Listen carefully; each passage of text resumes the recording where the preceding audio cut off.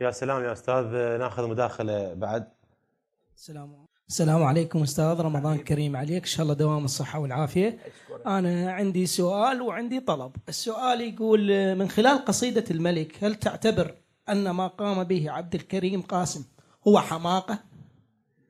هذا السؤال.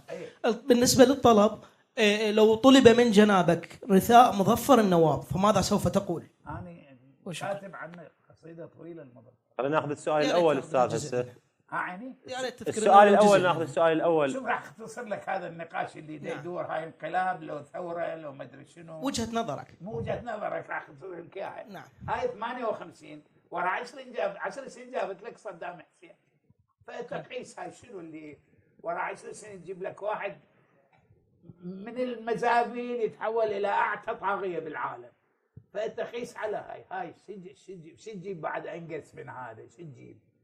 شنو 20 بيت بالاسكان؟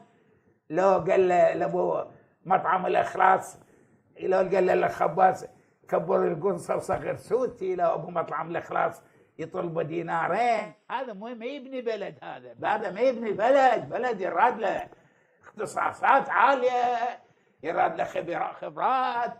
تاخذ اي وزير صعيدي ملكي اذا ما مكمل بالمانيا وبلندن ومدري وين عبيب كان شو يسموه مدير ناحيه ما يتعين اذا مو حقوقي وخريج ابن عائله. يلا هذا. فالمساله يعني هاي اللي جابتنا كل الخزعبلات، هي جتنا من وراء هذا. اما مظفر النواب، مظفر والله انا ما جابه، رثيته اسمها اولاد صواحب واحفاده. اقول له هو المظفر، اقول له انت عشت الجحيم العراقي برمته وما زلت تجر صليبك، ولم تطلب منصبا ولم تسعر مثل ما سعروا، فحقائبهم مرزومة والطائرات على سطوح منازلهم. الله.